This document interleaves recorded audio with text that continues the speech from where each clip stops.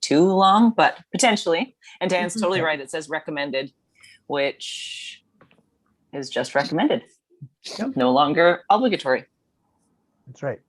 Big difference. Well, we got Councillor Schwarzenberger here, so I think we should get started. I'll call this regular meeting of Council, Town of Oliver, Monday, June 14th. Call this meeting to order. And we're going to start off with a minute of silence. But first, I'd like to read a statement. On May 28th, we learned the remains of 215 missing children have been detected buried on the grounds of the former Kamloops Indian Residential School. On behalf of Oliver Council, I wish to extend our deepest condolences to the Kamloops-Secwepemc First Nation as the community deals with this heartbreak and grief. I will also extend heartfelt condolences to the Osoyoos Indian Band Chief Council and its members who were sent to this school or others like it. While our thoughts are with the Kamloops-Secwepemc First Nation and Osoyoos Indian Band, it's time for us all collectively to listen to what First Nations and Indigenous people have to say. Our first instinct is to ask what we can do to help. However, we must remain patient and wait to see what they want to do. Indigenous people across Canada have been trying to tell their stories for decades. It's time to listen and learn. And when the time comes, let us all be ready to take direction from our First Nation neighbors. Please join us in a minute of silent reflection to honor and show respect for the young lives lost.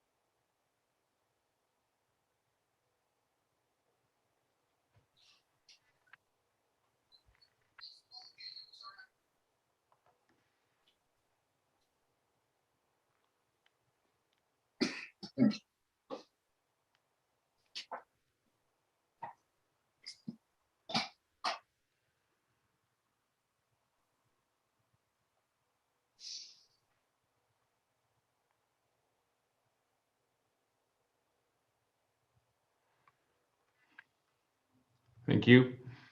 CAO, are there any late items to add to the agenda? No, there's not, Your Worship. Okay, before I adopt the agenda, though, I'm going to refer to the Director of Development Services, who has an update on bylaw item L2 due to a scheduling conflict. Thank you, Your Worship. We had a request from the applicant of the zoning amendment for the Strata RV Resort to postpone the item until the June 28th meeting, giving a scheduling conflict of the agents working on behalf of the applicant. Staff recommend that this item be postponed, given that staff are providing a negative recommendation, and normally there's an opportunity for the applicant to speak, and staff feel it's important for the applicant to be given a chance to speak. Thank you. Thank you. And is there another reordering of the delegation, CAO? That's correct. There's another commitment by our delegation, which is the Oliver Ambassadors, to another event, and they've asked that the delegations and petitions be moved to after item D1, which is adoption of the agenda. So before the Horizon report. That's correct. Okay. Then can I get a motion that the agenda be adopted as amended by reordering delegation and petition item I1 to after item D1, adoption of agenda, and by deferring bylaw item L2 to the June 28, 2021 regular open council meeting? So moved. Second. Moved and second. Any further discussion? I'll call a question. Is anyone opposed to the motion? Motion is carried. So now we'll move into our delegation and petition. Oliver ambassadors and candidates. Lori Martine is our presenter. Are you able to hear me and speak, Lori? Yes, and can you hear us? I can hear you good and clear. I think everybody else is indicating the same. So Now that you're unmuted, you can make your presentation. You have about 10 minutes, and then at which time council will be able to ask some questions. Thank you. Thank you. Good evening, Mayor and Council. We want to thank you for supporting us in this program. We appreciate everything you have done for us to help. And thank you for taking the time of your day to come watch our introduction speech night. Your support means so much to us, especially during these times due to COVID. But despite all the restrictions, we are still doing our best to represent our community. Sorry. Recently, it was BC Youth Week, and we decorated along the fence near the community center with inspirational messages to show our support. We have also been attending weekly meetings and online pageant events from all of the other communities who are involved in ambassador programs. Once again, we would like to thank you for your support and encouragement. And at this time, we'd like to invite our 2021 candidates for them to introduce themselves.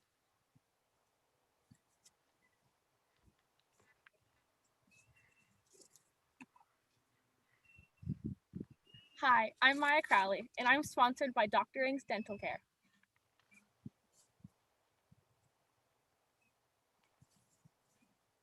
Hi, my name's Preet Brar, and I'm sponsored by Asui's Dental Care.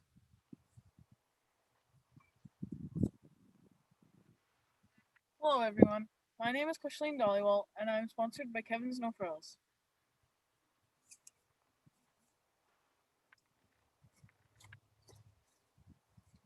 Hi, I'm Kaylee Klassen, and I'm sponsored by Oliver Dental Care.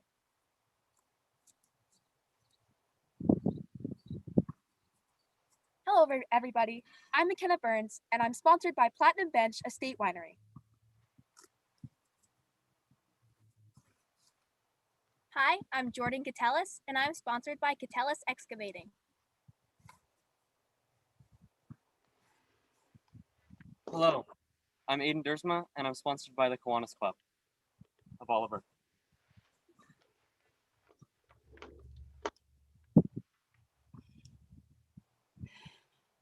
Well, you've heard from all of us, and that's what we wanted to share with you this evening.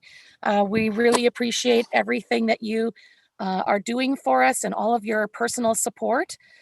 We have a few upcoming fundraisers. Watch our Facebook page for those and participate in any way you can. Now we're ready to take any questions. Any questions or comments, council? Councillor Ventimiglia. Thank you, Worship. I don't have any questions. I just wanted to say congratulations to the candidates.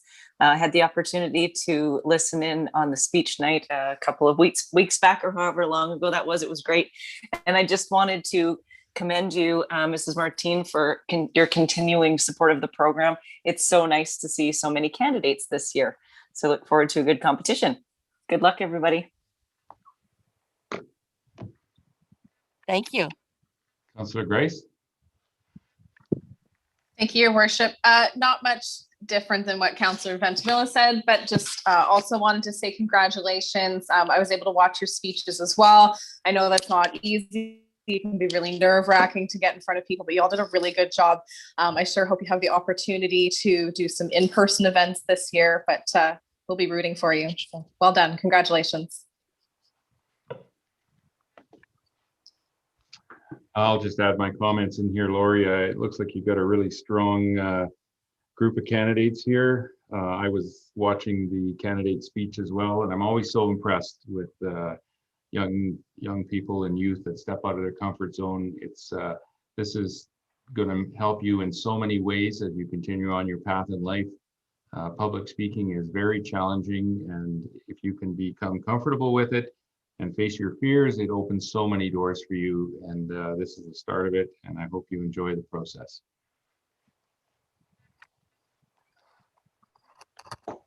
And with that, I would say thank you, and thanks for introducing us, and we will see you later in the year, hopefully with a full packed house. Sounds great. Thank you so much. Thank you. Thank you, candidates.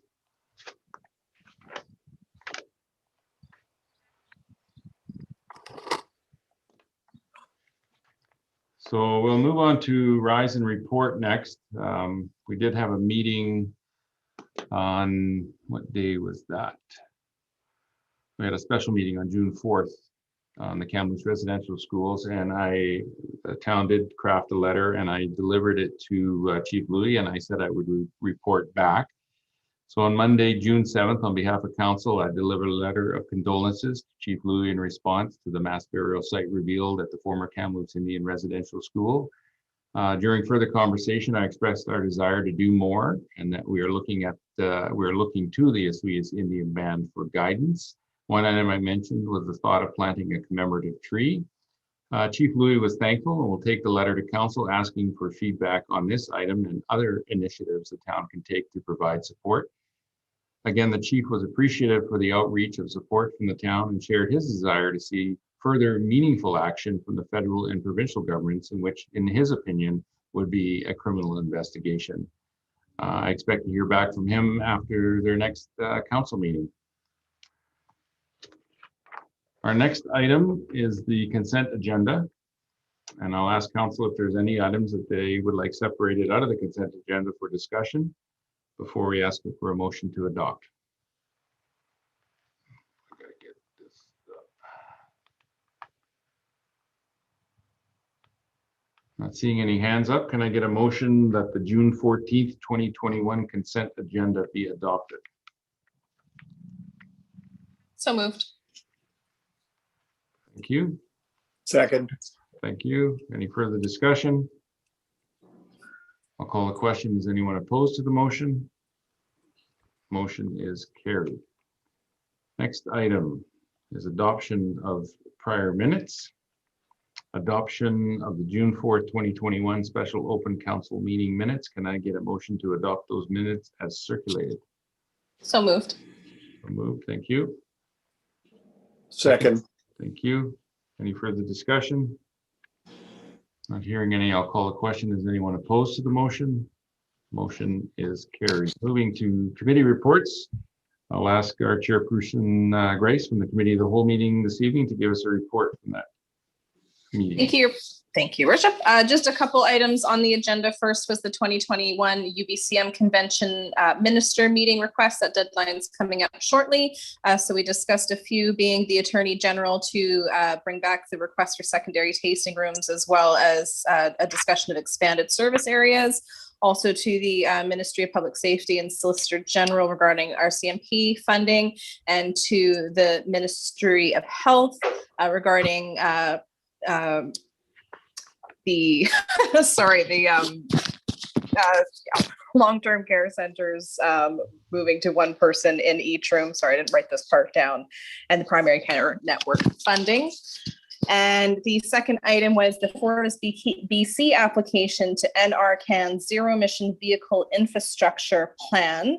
Council passed a motion to support Fortis BC's application for the infrastructure program and to enter into an MOU with Fortis BC with possible locations identified by both the Director of Development Services and Council.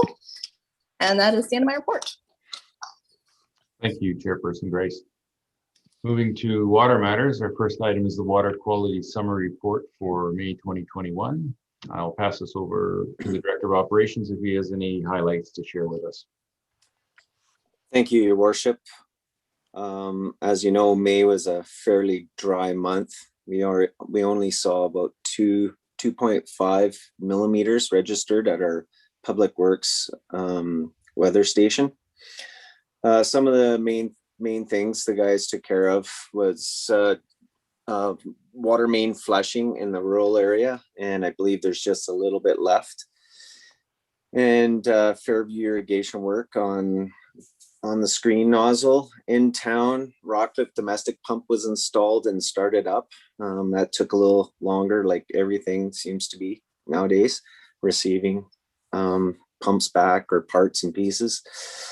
Some work on the hypochlorite and water main leak intersection of Co-op Avenue and Okanagan Street was taken care of.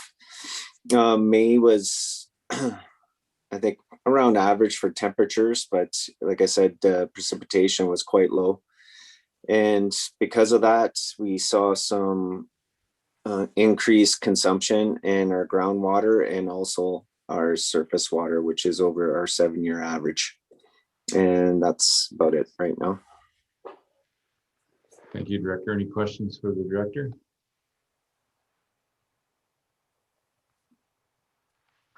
Councilor Ventimiglia?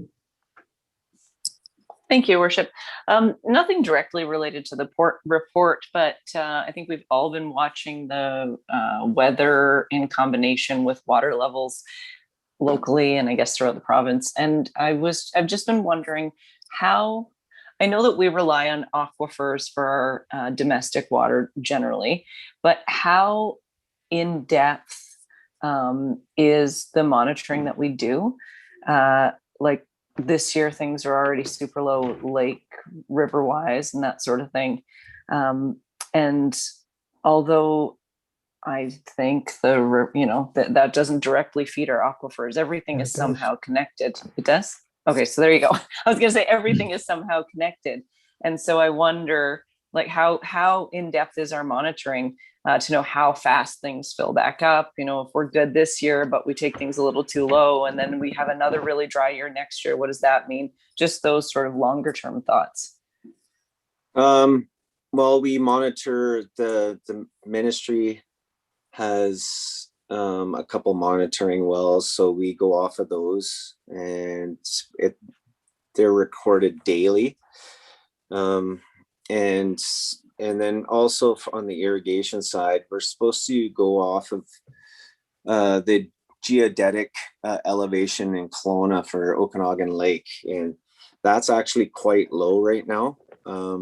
What it seems to be, I was just in a recent meeting for the drought response team, and I think we have to see what the weather does in the next couple of weeks and whether the drought conditions are gonna be turned up a bit, but it seemed like we let out, or the ministry let out a little more water, and in anticipation because of the high snowfall or high elevation snowfalls and snowpack. But a lot of that melted quickly. The high elevations are still okay, but the mid and low elevations were obviously lower in some areas. So everybody's monitoring up and down the valley, all water levels. I think everybody's reservoirs are full, and it's not critical at this point. Just Okanagan Lake's a little bit lower, and the groundwater levels will continue to monitor those in the aquifers. Councilor Michelle? Yeah, I was just going to move receipt, Your Worship. I had also noticed that, they were consuming more, and I think the director explained that the rationale behind it. So I'll move receipt of the report. Can I get a second? Second. Thank you. Just before I call the question, I did have one question for the director, and you may have covered it already, but just looking at what they're letting out of Penticton now, 18 cubic meters per second. I know they have to maintain a certain level out of there for the fish, but just wondering if there's, in your history here, in drought conditions that have probably happened before, just that we'll always have enough water for the irrigation canal, or does that ever come into play and be a concern? Through the chair, I don't have a concern yet, but again, depending on how dry July and August are, and then we'll monitor it, and if Okanagan levels just don't, if it doesn't fill up a bit more in June, yeah, there could be some minor restrictions, or at least asking people to monitor their irrigation as much as possible, and at least volunteer some savings on the water side. But from what I know now, like the river right now is lower than it usually is at this time of the year, and that's because I think they let out more a month or two ago in comparison to some other years in the past where we received flooding. So they're trying to do the best they can, I guess, and trying to predict how much water to let out, but it seems lower this year, the river, for sure. Thank you, Director. If there's no further questions or discussion, I will call the question. Is anyone opposed to the motion? Motion is carried. Moving to item 2, water service extension variance permits. It's a council policy. I'll pass this over to the corporate officer. Thank you, Your Worship. The report before council is with regards to the water service extension variance permits, the council policy. This is forming part of council's review that we've undertaken in 2020. And this one was looked at or brought forward to council in September of 2020. And staff indicated that the policy would be reviewed and brought back to council. So looking at the policy and in comparison to the subdivision and development servicing bylaw, we feel that section 8 follows or encapsulates the policy as it stands. It does speak to latecomer fees, which was in the old policy that I've attached to my report. So there is a recommendation or options for council that council may rescind the water service extension variance permits policy. Council may refer back to staff for additional changes, or you may wish to retain the water service extension variance permits policy. And the recommendation is that council rescind water service extension variance permits policy. If you have any questions, I'd be happy to answer. Any questions for the corporate officer?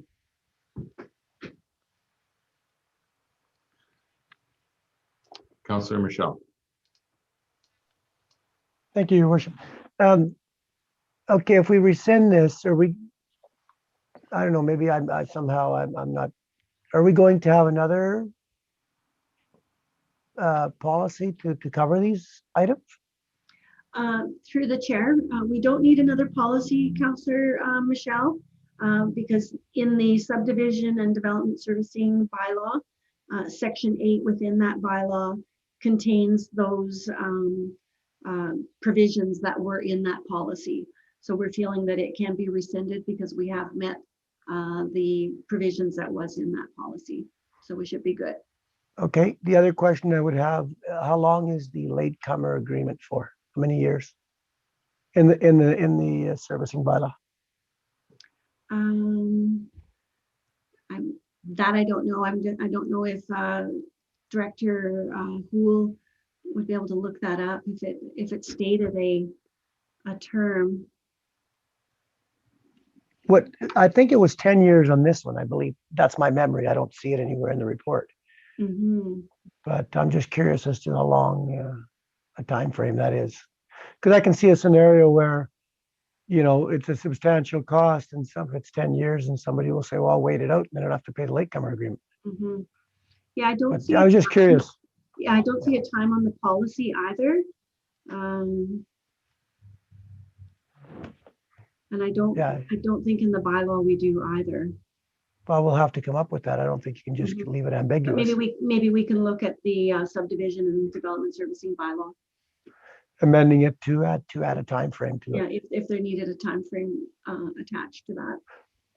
Okay, I would move, Your Worship, that we rescind option 1, council rescind water service extension various permits policy, and then I'll just speak again after that. I'll move it first. Can second that. Seconded. Okay. Yeah, just a suggestion, Your Worship, that we look that up, that we clarify that as far as the time frame. Okay. Councillor Mattis. Oh, I'll go to the Director of Development Services first. Thank you, Worship. Yeah, the corporate officer is correct. It's not mentioned in our bylaws, but on the province's website, it does state that a local government can enter into a latecomer agreement, and it says the time frame over which these costs may be recovered not exceeding 15 years. So I don't believe it has to be put into your bylaw specifically because it's a provincial legislation. Thank you. Okay. Thank you, Director. Councillor Mattis. He just said what I was going to say. Thanks, Your Worship. Okay. Any further discussion? Questions? Not seeing any, I will call the question. Is there anyone opposed to the motion? Motion is carried. Anything to report this evening, Water Councillor Sadhu? Thank you, Worship. Just tonight's meetings. Thank you. Anything, Water Councillor Michelle, to report?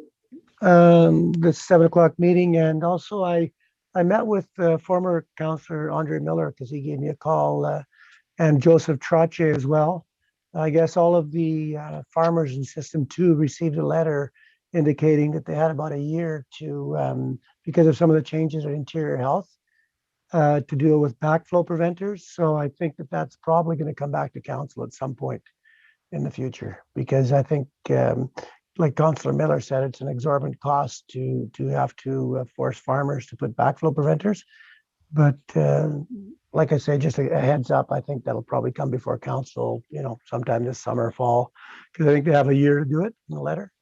So, and that's it, Your Worship. Okay, thank you. Moving on to development permit variance permits. Development permit with variances 6062 Main Street. I'll pass this over to our Director of Development Services. Thank you, Worship. This application is for development permit with variances 2021-13 for 6062 Main Street. The applicant is proposing to construct a 1,733 square foot addition to an existing dental office, as well as conduct a major renovation to the existing building. The subject property is located within the Town Center Development Permit area of the OCP and requires approval for the form and character and to address landscaping requirements. The proponent is also seeking a variance to decrease the required off-street vehicle loading spaces from 1 to 0 and to decrease the minimum interior side parcel line setbacks from 1.5 to 0.6 meters.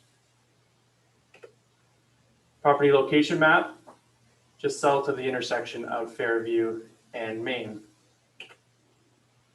This is a map that shows the existing dental office here at 6062.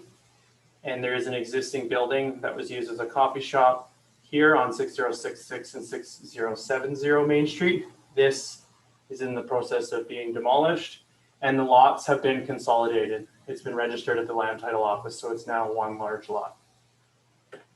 The OCP for this property is Town Center, whereas the zoning remains C2. Photos of the subject property on the left is the Main Street elevation, and on the right shows that existing building to be demolished. The photo on the left shows the lane elevation of the subject property, and on the right also shows the lane elevation showing this existing building to be demolished. The site plan. On the bottom of this map is Main Street, and the outline in orange is the proposed building with the expansion. So you'll see on the northwest corner, a small portion of the building comes to within 0.7 meters of the property line, where there's a 1.5 meter setback required. Same thing on the other side, on the southeast portion of the building, it's set at 0.6 meters. You'll see that the majority of the building is set pretty close to that 1.5 meter setback. It's set 1.2 here at the north or at the southwest corner, and it gradually gets close to 1.5, and there's a small little entry feature at the southeast corner of the building that then requires the setback variance request. The existing driveway is located more towards the, if you see my mouse here, sort of in this portion, and then it's going to be relocating. So there'll be a new driveway with 2 spaces. But the nice thing is that the vehicles will be able to pull in and back up and come out forward. And then you'll see that there's 8 spaces proposed along the back of the lane with the garbage and recycling at the center of the property. Here are the building elevations. The top is the front and then the back is the rear of the building. So lots of windows and different material types. You'll see that this is the north elevation on the top and then the south elevation on the south side. This is predominantly the side that where there is another building. So this blank wall look is appropriate in this spot, whereas on the north side, which would be highly visible due to the proximity to the 7-Eleven parking lot, there are some windows and provides a pleasant image to the street. The floor plan you'll see using the existing entry, the reception and admin area will be modified, and then this large scale addition here.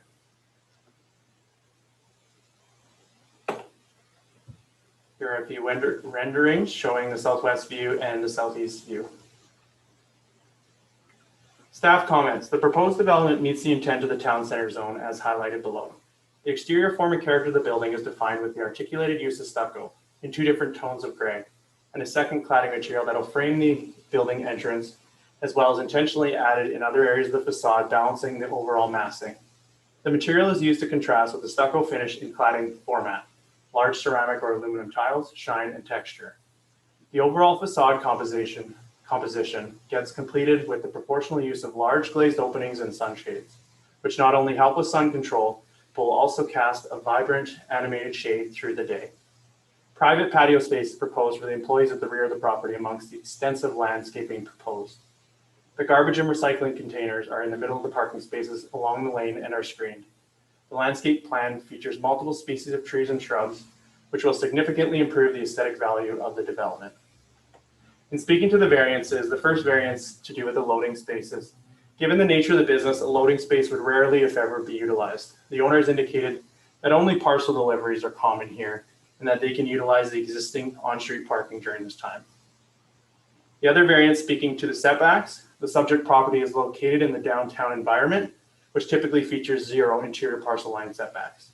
The majority of the existing building, as I described, along the south property line is set back at appropriate distance, with a small entry feature adding to the variance request to 0.6 meters. This reduction is unlikely to cause any added negative impacts to the neighbor to the south.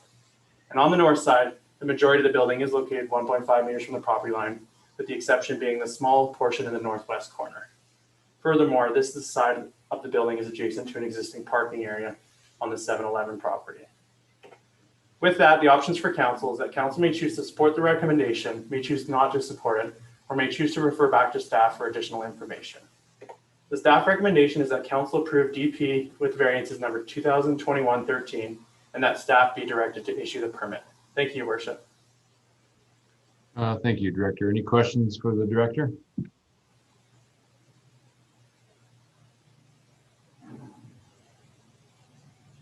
Councilor Grace.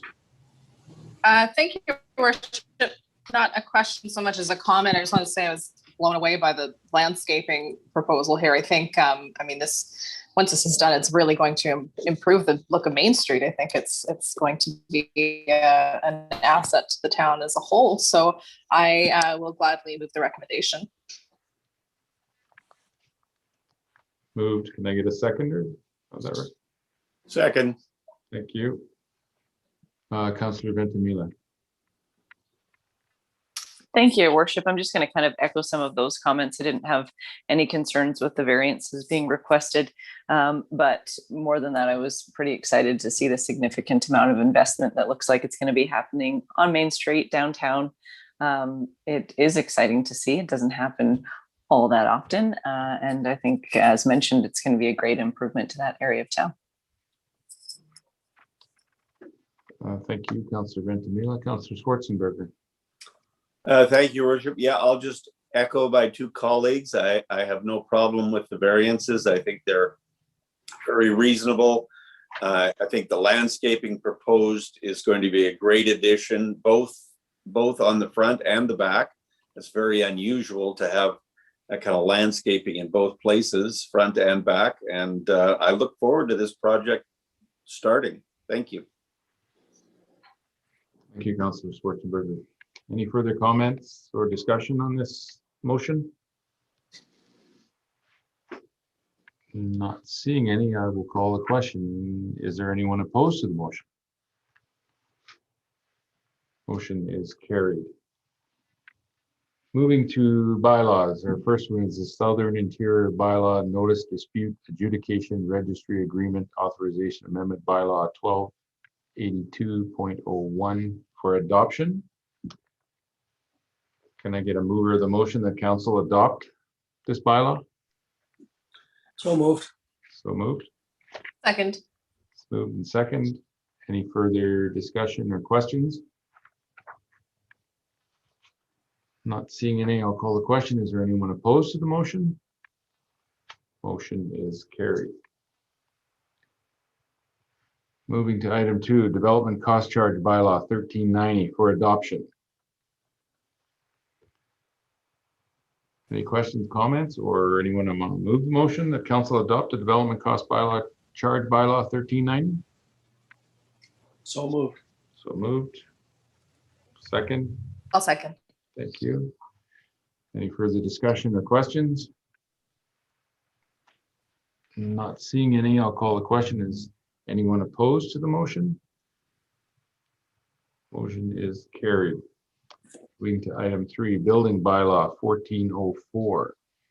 I will pass, this is for first, second, and third reading. I will pass this over to the Director of Development Services. Thank you, Worship. The purpose of this report is to introduce building bylaw 1404, which will repeal the existing building regulation bylaw 1140. The proposed building bylaw has been discussed with the Committee of the Whole on 3 occasions. Several revisions have been made in the bylaws before council for first, second, and third reading. The main purpose of the proposed bylaw is to achieve council's strategic priorities of green building by requiring that as of July 1st, 2021, all Part 3 and Part 9 buildings be designed and constructed to Step 1 of the BC Energy Step Code. Staff received further legal advice in regards to Section 1019 to better understand any legal risks to the town when an owner has entered into an agreement with the builder whose permit is being refused. Currently, the section reads that despite Section 1018, the building official in consultation with the Director of Development Services may refuse to issue a permit when the owner has been notified of a violation of this bylaw about the construction of another building or structure by the owner. The lawyer stated that it's not likely that the town is at risk of liability where the property owner has entered into this agreement to build their home and a building permit is being refused in accordance with the bylaw provisions. The most likely cause of action would be a negligence. A claim of negligence requires that the town owed the property owner a duty of care. Legally, there are 2 elements of the town's relationship with the property owner that are likely insufficient to establish that such a duty of care exists. The first element is that the town has enacted a policy choice. There is generally no liability for policy decisions because they involve weighing a number of competing objectives rather. Secondly, it's not clear that there is sufficient foreseeability and proximity between the property owner and the town for liability as a result of the relationship. Foreseeability and proximity are 2 legal concepts with extensive judicial consideration. Briefly, the law expects that the relationship between the plaintiff and defendant is close enough that the losses suffered by the plaintiff could be anticipated by the town's negligence. I would strongly argue, being the lawyer speaking, that a decision by an owner to enter into a contract without sufficient protection with a builder contractor in advance of the issuance of a building permit is a choice made by the owner and is neither proximate to the property owner's relationship with the town, nor are the potential damages foreseeable as a result of the town's exercising its statutory authority. All right, well, with that, this bylaw has been discussed on a few occasions. So the staff recommendation is that building bylaw 1404 be read a first, second, and third time, and that building bylaw 1404 be scheduled for adoption by council at the June 28th regular open council meeting. Thank you, Worship. Thank you, Director. Councillor Mattis. Thank you, Your Worship. I just wanted to thank staff for that legal opinion. It was something that I had asked for. My concern was that we weren't, by withholding a building permit, was that we would be punishing the homeowner rather than the builder. And whether we had any liability on that basis, just to give the rest of council some background there, was a concern of mine. And I do appreciate staff looking into that. On that basis, I would move the proposed motion that building bylaw 1404 be read a first, second, and third time, and that building bylaw 1404 be scheduled for adoption by council at the June 28th, 2021 regular open council meeting. I'll second. Moved and second. Any further discussion or questions on the motion? Not hearing any, I'll call the question. Is anyone opposed to the motion? Motion is carried. Moving to item 4, bylaw notice enforcement bylaw 1406 for first, second, and third reading. I will pass this over to our Director of Development Services.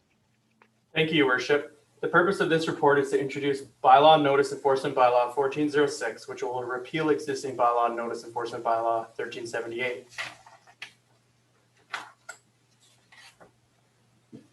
The proposed bylaw includes updates to the appendices, which corrects references to several sections of recently amended town bylaws, including the building, traffic, and water regulation bylaw.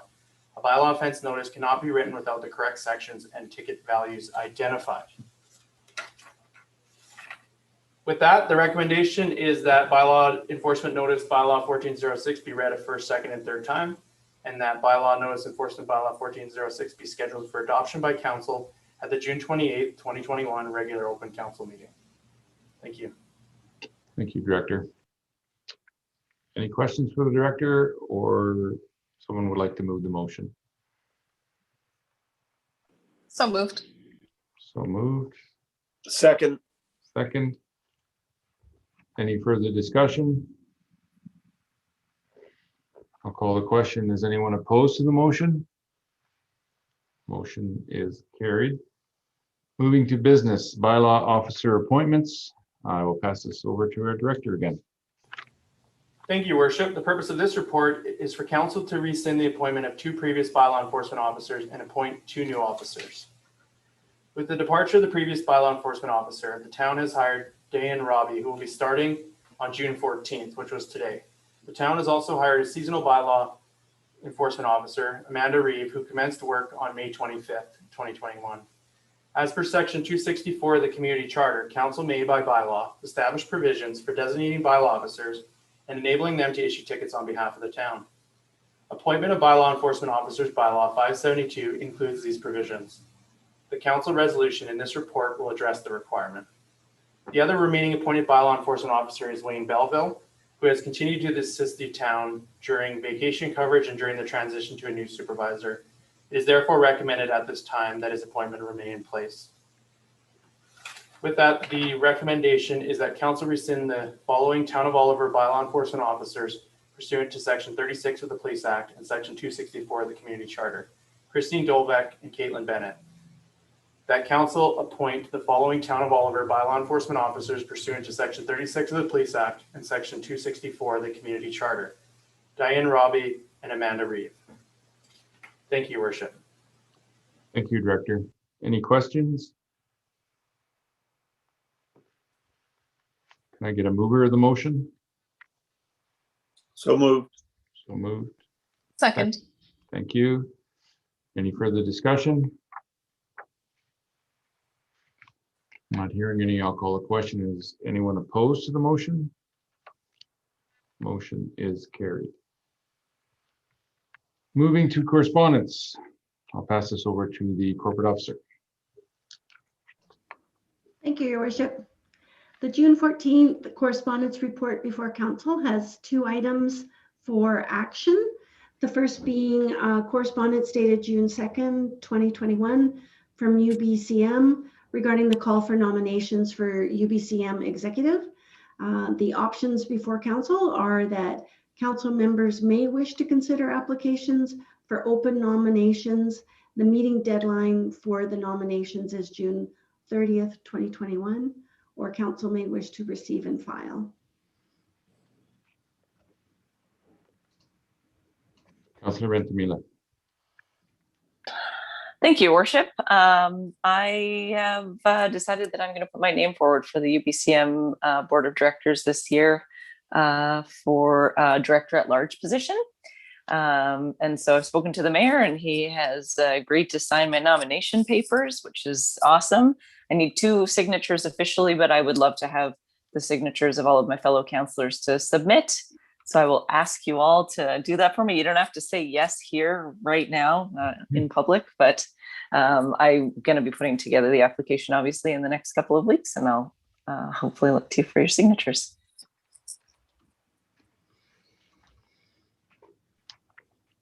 That's awesome. That's great news. It'd be great to have. I hope you're successful and you can be our voice down there. It'd be fantastic. Do we need to have a motion on this, corporate officer? I think it's good to do that because Councillor Ventimiglia may find it useful for her application. Okay. Do we need to start there? Second. Moved in second.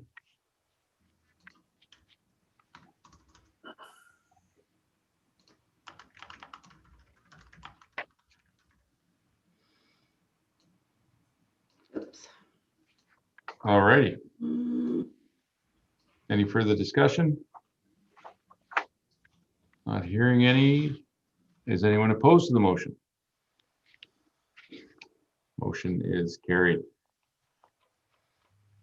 Thank you, Your Worship. The second piece of correspondence is dated email dated June 2nd, 2021 from Sarah Dubois, the BC SPCA. They're inquiring about the use of rodenticides on town properties and asking council to explore creating a bylaw and policy to develop a pest management policy for the town.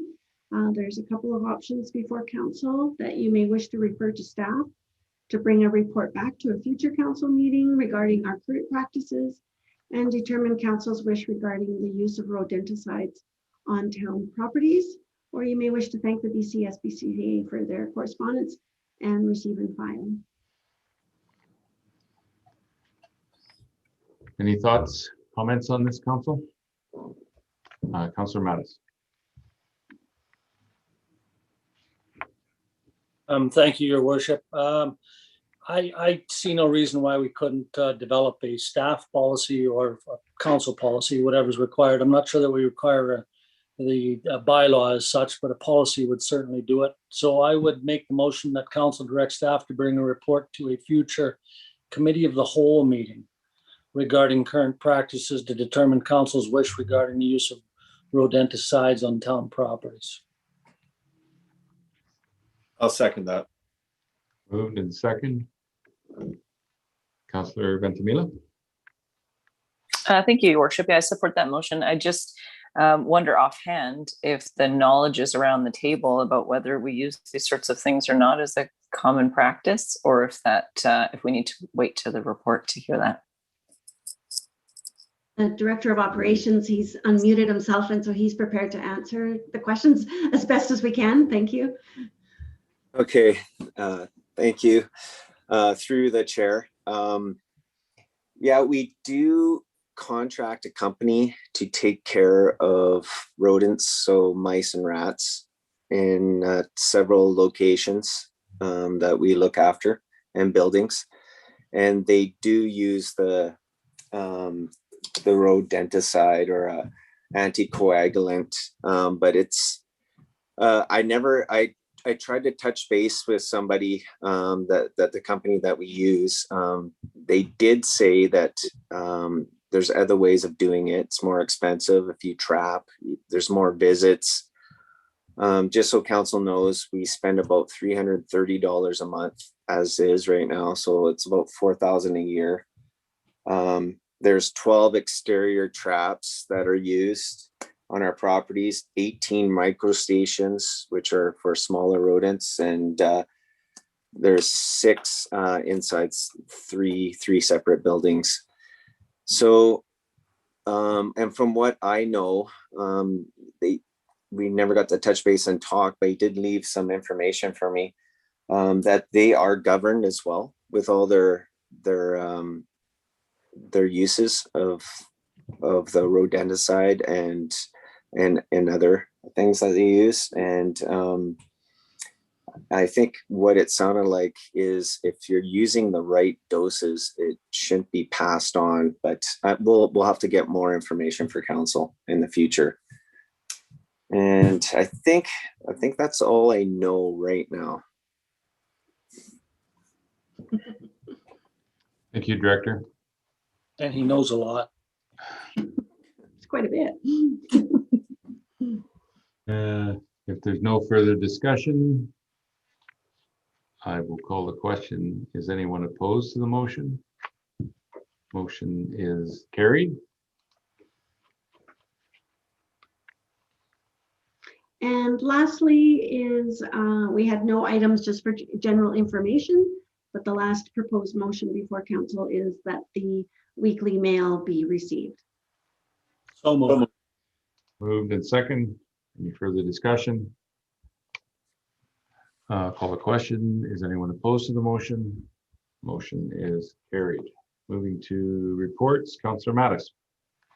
Thank you, Your Worship. All I have is today's meetings, but I would like to let council know that I received an email today regarding a press release from the Okanagan Regional Library that we are moving ahead with a new branch in West Bank in conjunction with a new city hall. It will be a multi-use building down near their recreation center. So something for us to consider as we move forward as well, that these types of things can be done and can work.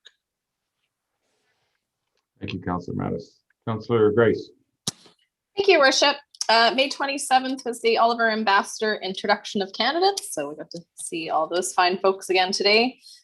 Friday, the 28th, we had a farewell luncheon for Kathy Cowan at Councillor Mattis's house. So thank you for that. Outside, socially distanced in his yard. June 1st to June 4th, I attended virtually FCM. So they did a really good job considering it was a virtual platform, really good workshops, pretty engaging. So that was well worthwhile. June 1st also attended a SILGA meeting. So we discussed a few matters, including Convention 2022 and Salmon Arm. Friday, June 4th was our special open meeting. Earlier today, I had a 100 by 100 planning committee meeting. So we're looking at hopefully having a small series of events from April 13th to 22nd. So keep your eyes open for those. And just a reminder that June is Pride Month. And I wanted to share quickly a few ways that you can be an ally. So one is to confront your own prejudices, bias, even if it's uncomfortable to do so. To believe that all people, regardless of gender identity and sexual orientation, should be treated with dignity and respect, and to defend your LGBTQ friends against discrimination. And that is the end of my report. Thank you, Councillor Grace. Councillor Schwarzenberger. Thank you, Your Worship. Thursday, May 27th, I attended the Oliver Ambassador candidate introductions. Monday, May 31st, the farewell to CAO Kathy Cowan on the lawn of Town Hall. Tuesday, June 1st, I attended a Downtown Advisory Committee meeting. Friday, June 4th, the special open council meeting. And ongoing, twice a week, I'm attending the Resilient Civic Leadership course along with Councillor Ventimiglia, and it's quite interesting.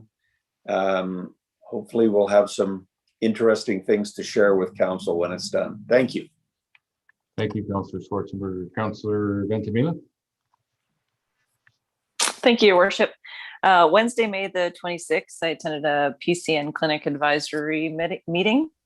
Thursday, May the 27th, as mentioned, was the Oliver Ambassador introduction night, and it is I mentioned it when they were here, but it's nice to see so many people signed up. I mean, I think for the last couple of years it's been consistently about 3 or 4, so we're double that this year, which is really nice.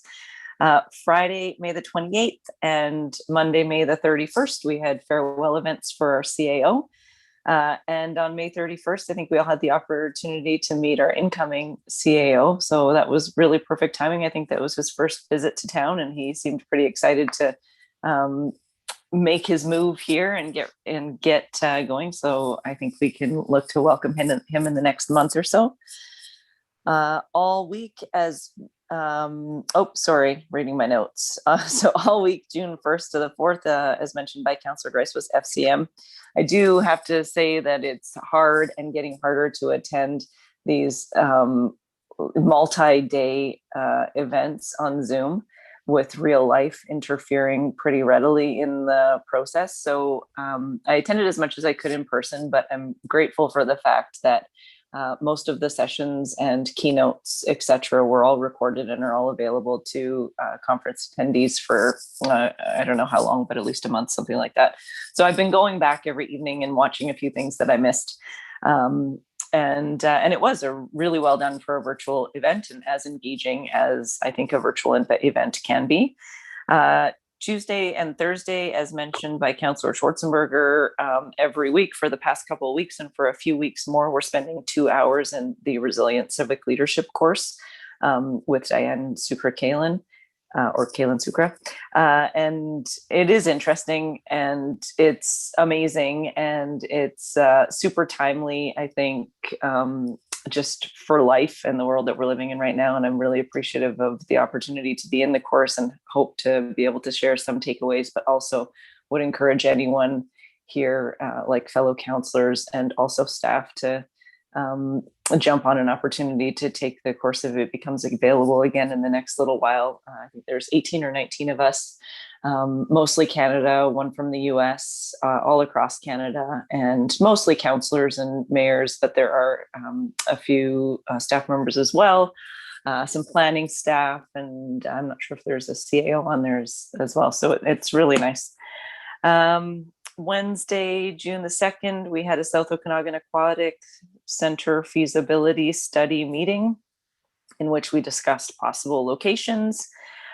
Friday, June the 4th, the special open meeting with the rest of council. Earlier today, I had the opportunity to attend at the invitation of Mayor Johansson, a reconciliation and UNDRIP workshop for Okanagan Lake, which was quite informative and lots to think about. And then the rest of the council meetings today. And that's the end of my report. Thank you. Thank you, Councillor Ventimiglia. For myself, on May 26th, the PCN Advisory Committee meeting led by divisions. May 27th, Oliver Ambassador, introduction of the candidates. May 28th and 31st, CAO farewell, best wish events. June 2nd, the South Okanagan Aquatic Center Advisory Committee. June 3rd, RDOS. June 4th, we had our special open meeting regarding the Kamloops Residential School, and I also attended the BC Restart conference call. June 7th, I taped a video for the 2021 SOSS commencement speech, and I also met with Chief Louis, which I spoke about in the Rise and Report earlier this evening. On June 9th, I tuned into the 232 Bighorn Squadron 79th Annual Review. And today, other than the meetings, reconciliation and UNDRIP workshop hosted by Okanagan Nation Alliance and coordination team for the Okanagan Lake Responsibility Planning Initiative. Our next regular meeting is June 28th, 2021. Hopefully we will be able to have that meeting in our new council chambers. I think we're cleared to go at this point in time unless something changes in the orders, but confirmation of that will come out shortly. I don't think we have any public in attendance, Corp or CAO. I don't think so. I see no attendees, Mayor. No. So then I will look for a motion to adjourn. So moved. So moved. Second. Second, please. Second. Thank you. Call the question. Is anyone opposed to the motion? Motion is carried. We are adjourned. Enjoy the rest of your evening, council, and we will see you in a couple of weeks.